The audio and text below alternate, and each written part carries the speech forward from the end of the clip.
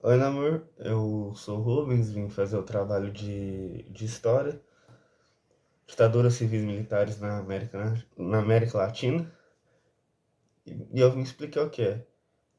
Elas aconteceram num período de Guerra Fria, quando estava um governo mais tenso, os Estados Unidos começou a incentivar regimes ditatoriais na América Latina para enfrentar o comunismo. Esse investimento dos Estados Unidos acabou aumentando muito mais quando Cuba se declarou comunista, e eles acabaram ficando com medo que isso se propagasse na América Latina, mesmo revolucionários que estiveram em Cuba. O primeiro caso que eu vou falar é o caso Paraguai. A ditadura militar do Paraguai que teve um apoio dos Estados Unidos que depôs o presidente eleito, que forçou o Frederico Chaves a renunciar à sua presidência e para que o Stroessner, né, assumisse o cargo de presidente. Em pouco tempo, Stroessner afastou as principais forças do Partido Colorado e destituiu o presidente do Banco Central e seus apoiadores.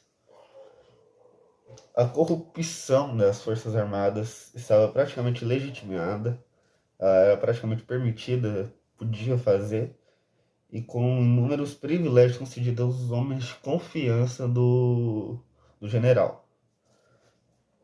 Para dar um clima de legitimidade, legalidade, o Stroessner realizava eleições, mas sem candidatos de oposição. Para esconder a força repressiva da sociedade, o presidente general buscou a estabilização econômica e impôs medidas autoridades nos gastos sociais propostos pelos Estados Unidos e pelo FMI.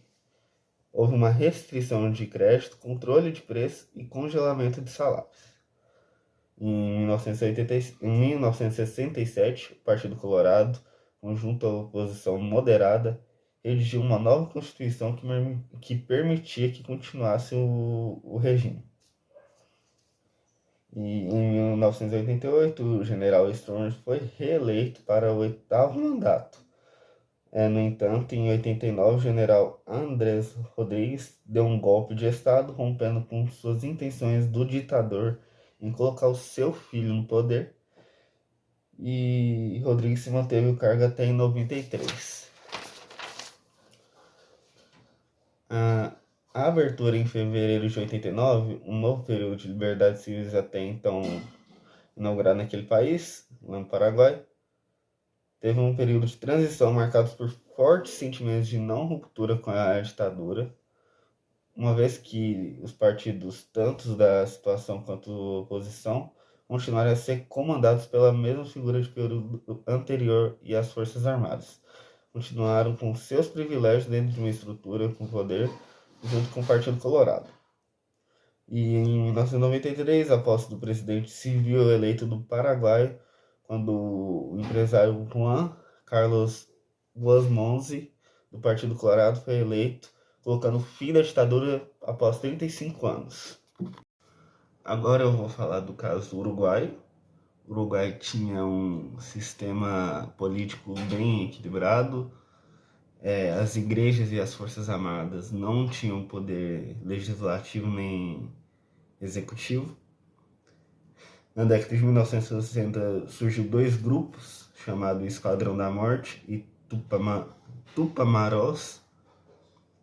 O Esquadrão da Morte se destacava como uma organização de extrema direita, e o Tupamaros era uma organização de extrema esquerda, revolucionários com a mesma ideia dos revolucionários de Cuba. As Forças Armadas, como não tinha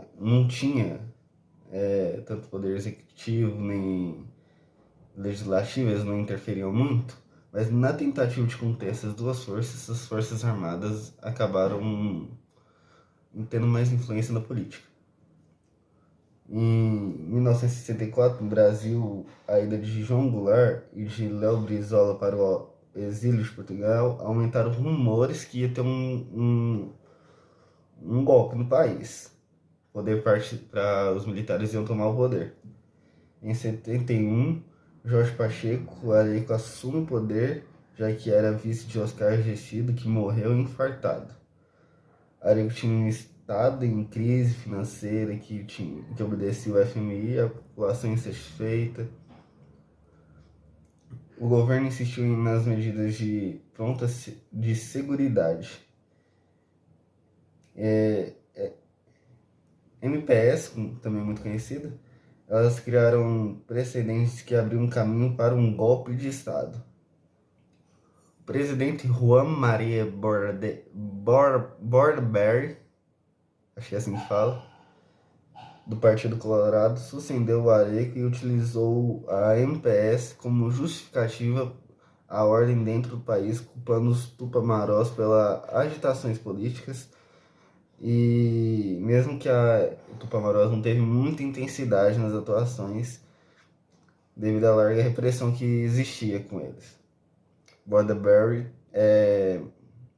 criou a Semana da Posse do Conselho de Segurança Nacional, COSENA, que vinculava os governos militares. Em 73, ele abraçou de uma vez a Doutrina de Segurança Nacional, DSN, que trouxe um conceito inimigo externo, aquele que simpatizava com o comunismo, portanto, deve ser eliminado. Então, quem simpatizava com o comunismo assim não era bem-vindo, era eliminado, morria.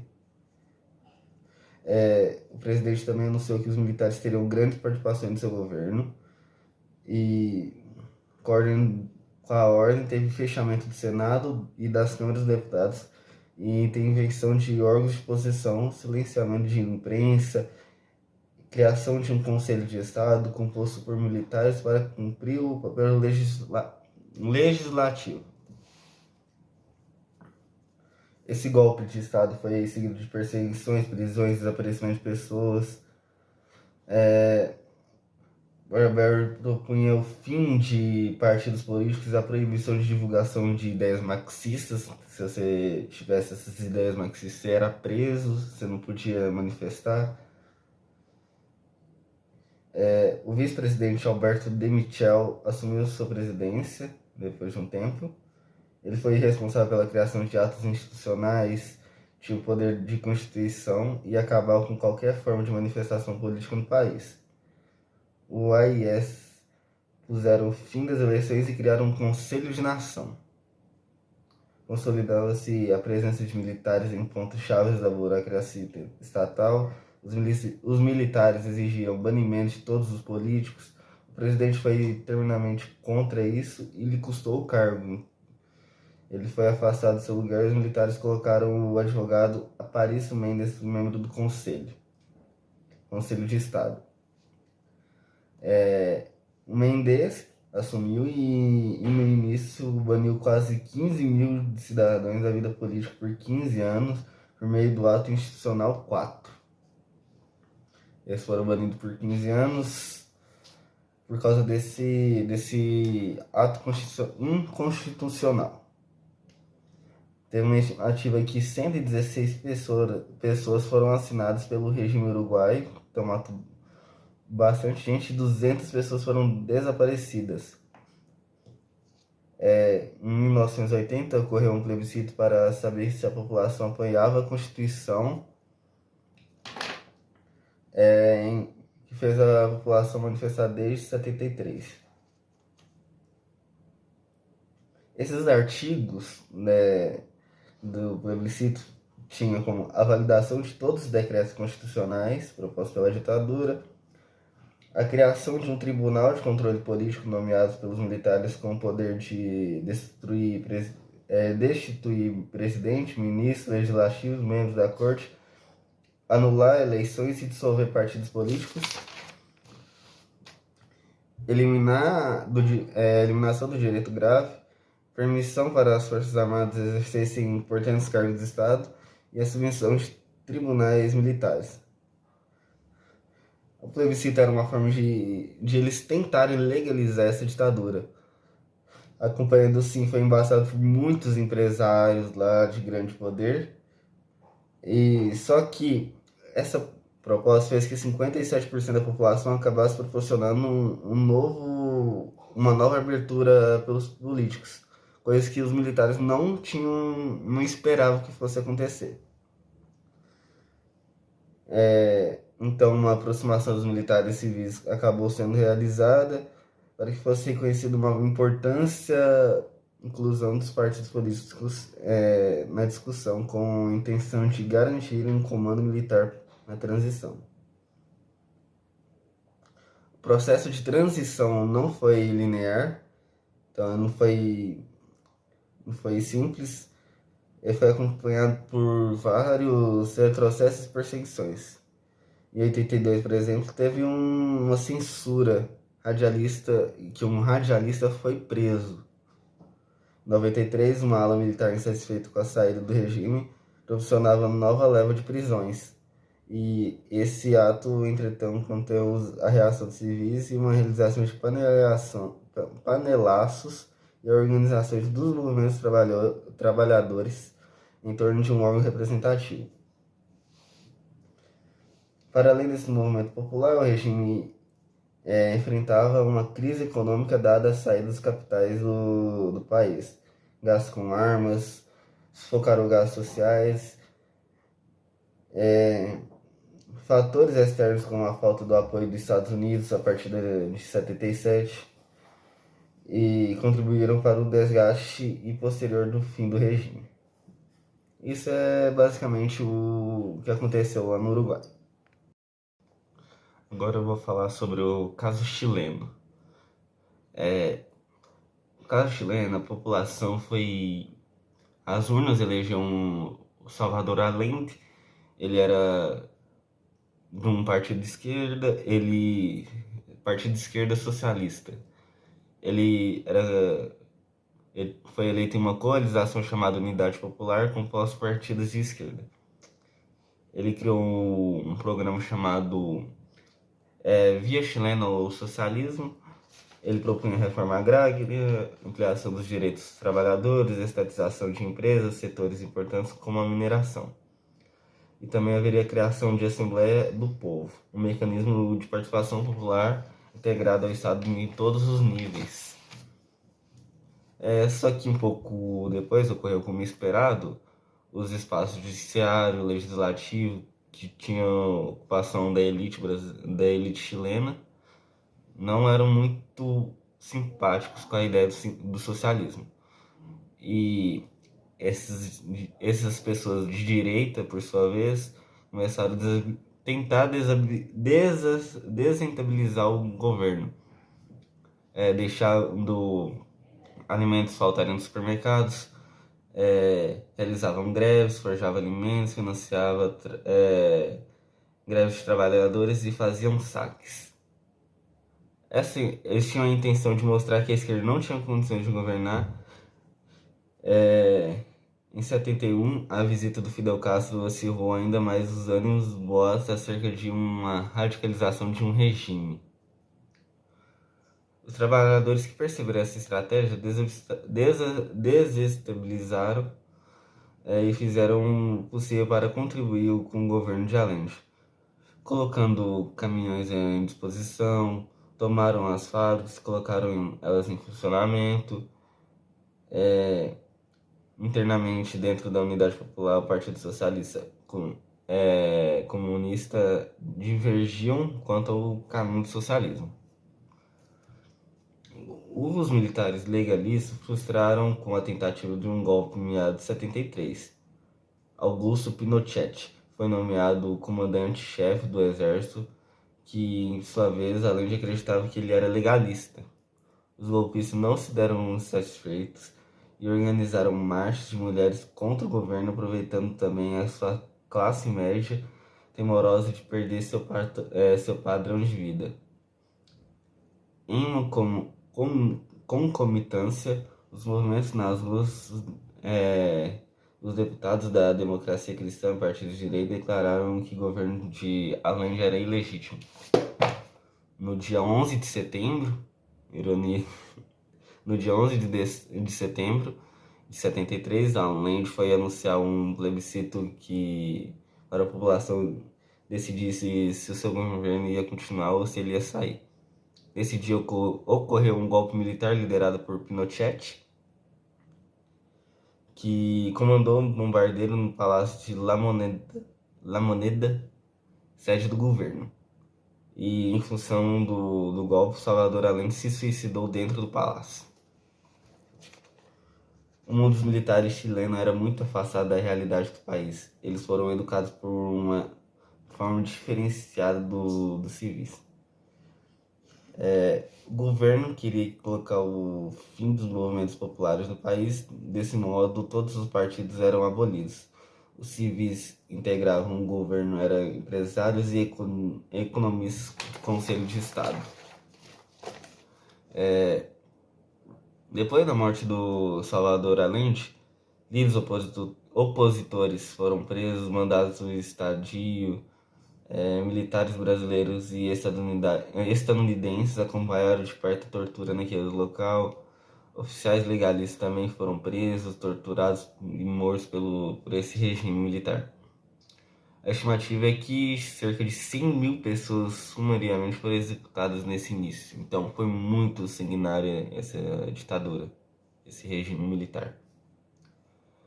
Anos mais tarde, o diplomata Henry Kissinger foi responsável pela internacionalização dos esquadrões da morte e pelo financiamento de ditaduras. Declarou que essa atitude deveria ser compreendida dentro de um contexto dos anos 1970. A violação dos direitos humanos não era um tema internacional como agora, mas Allende estava levando o país para o comunismo. Foi o que ele disse. O Chile transformou-se em um laboratório de políticas neoliberais na América Latina por meio de uma aplicabilidade da Escola de Chicago. Os resultados das economias do país foram muito ruins. Muito boas. Não, foi muito ruim. Eu tô doido aqui, namoro, calma aí. O PIB cresceu só 1,5%. Entre o ano de 74 a 80, o menor que os 2,3% dos anos de 1960. O crescimento foi mais baixo do desempenho da América Latina, foi abaixo da média, então foi muito ruim. A classe média operária foi a que mais sofreu com os impactos negativos dessa política. Seus salários perderam poder de compra, houve aumento significativo de desemprego que praticamente eliminou as greves. Os grandes centros de resistência estavam nas periferias de Santiago, expostos a enfrentar o exército com a violência. Em 80, o plebiscito foi convocado para uma aprovação de uma nova Constituição com a vitória do projeto pinochetista, e em 81 ele entrou em vigor.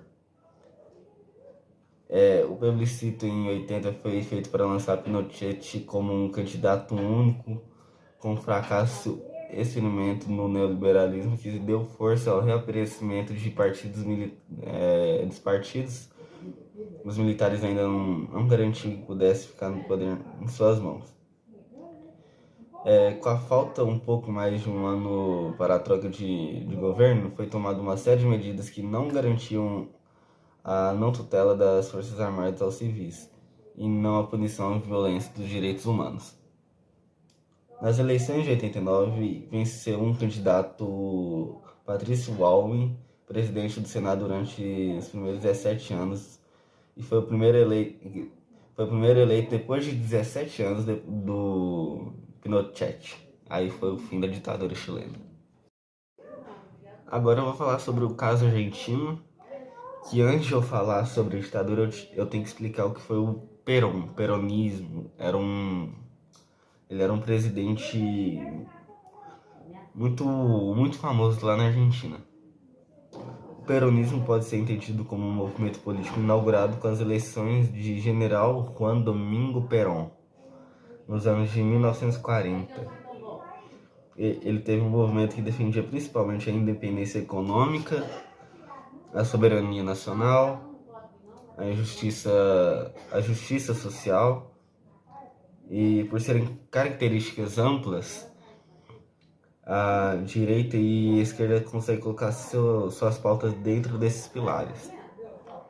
O primeiro governo peronista foi marcado por uma reforma social concedida com a ampliação de direitos dos trabalhadores, e houve um crescimento econômico e incentivo à educação e direito de voto feminino. Em 55, Perón foi deposto por um golpe militar e foi forçado a ficar no exílio durante 18 anos. O peronismo foi mudado ao longo da década de 70, ao longo dos anos. Ele tornou-se uma bandeira de tanto dos grupos paramilitares, como a Aliança Anticomunista Argentina, quanto os grupos de guerrilha, por exemplo, Montoneros. O Perón assumiu seu segundo mandato em 73, final de 73. O governo peronista foi tornado mais inflexível, fazendo que o discurso de necessidade de repressão e aniquilamento de violência de esquerda. O assassinato de José Iñárritu Ruth, líder da Confederação Geral dos Trabalhadores e aliado de Perón, depois de um ataque ao quartel realizado por ERP, Exército Revolucionário do Povo. Eles fizeram isso para roubar armas, fez com que Perón realizasse uma reforma do Código Penal. Em 1º de maio de 74, Perón rompeu com os Montoneros. Juan Domingos Perón morreu em 74. Aí Isabelita Perón, sua segunda esposa e sua vice, assumiu a presidência. E no governo dela teve a AAA, que começou a divulgar ações de lista de inimigos. Esse grupo matava sistematicamente militares e dirigentes sindicais, chegando a quase 2.000 mortes antes do golpe em 76. Então teve muito sangue, foi muito sanguinário também. A violência política, crise inconstitucional e econômica, assim, começou nos anos 76. O comando de Isabelita Perón, que acabou sendo deposta. Ele teve início com um processo de reorganização nacional, composto por representantes das 3 armas que propunham uma autêntica democracia, tendo uma base de vigência dos valores da moral cristã, da tradicional nacional e da dignidade da Argentina. A junta militar, que foi o que governou os decretos por meio de atos institucionais, e possibilitaram que os militares tiveram um poder direto sobre o governo e seus oficiais. A junta anunciou a destituição das autoridades argentinas e eliminou desde o primeiro dia o princípio de divisão dos poderes e modificou as regras de funcionamento com os órgãos do governo. Ela dissolveu o Congresso, outorgou a faculdade legislativa ao Executivo, e entre outras medidas. Para recuperar a economia, a inflação, que já tinha chegado a 800% no governo de Isabelita, uma inflação alta pra caramba, uma das maiores da história, se não me engano, os militares não surgiram com uma fórmula única. Eles misturaram neoliberalismo com um desenvolvimentismo, buscando uma intervenção seletiva do Estado, colocando o mercado financeiro à frente do desenvolvimento industrial. Essa estratégia de combate à subversão dos militares argentinos foram treinados por militares franceses, que aplicaram na Argélia um método de tortura. 3.000 oficiais argentinos foram treinados em escolas militares estadunidenses que seguiam o DSM. 340 centros de detenção. Eles tiveram 340 centros de detenção. O sequestro seguido do desaparecimento de pessoas era uma estratégia militar que estava ocorrendo lá na Argentina. O desaparecimento da prova propiciava uma negação do crime e que era uma fórmula igual à da chilena. As pessoas eram presas, mortas e desapareciam. Era isso que acontecia nesse período. Por volta de 77, boa parte da esquerda militante já havia sido assassinada ou estava em um exílio. Em 78 foi a primeira vez que desde o golpe que os trabalhadores organizaram uma paralisação e greves devido ao fracasso do modelo econômico que estava ocorrendo. Em 81 o regime dava sinais de perca de força, então eles já estavam ficando mais fracos. Crises internas dentro da junta se agradavam com a nomeação de general Roberto Viola como chefe dos exércitos, considerado moderado pelo anticomunismo radicais, e proporcionando-se sucessor general Rafael Videla, que provocou desavenças. Depois de Viola, Leopoldo Galtieri foi o último general a assumir. Galtieri era um armeiro de forças que o governo ainda não tinha vitalidade, resolveu declarar uma guerra contra o Reino Unido em abril de 82 para recuperar as Ilhas Malvinas, que pertencia à Argentina antigamente. Só que aí ocorreu outra tragédia. A Argentina tomou um cacete. Tomou um cacete e a revolta da sociedade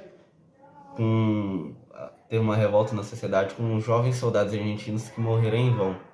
A junta não se deu por vencida e indicou o general Reinaldo Bigoni para a presidência. A elaboração de uma lei autoanistia dos militares para que eles não fossem julgados pelos crimes, destruição dos arquivos e períodos.